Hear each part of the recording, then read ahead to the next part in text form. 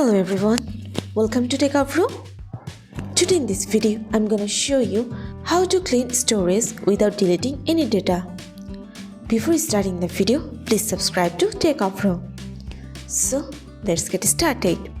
For this, you have to select any app. I'm selecting here Facebook. Then long press on it. Go to this icon. Here you can see the option of storage and cache. You have to press on this. Now here you can see clear cache. Press on this. If you don't want to delete any data, then don't press on user data. That's it. So this is how to clean storage without deleting any data. So guys, that's it. You can do this. I think this video is very helpful to you.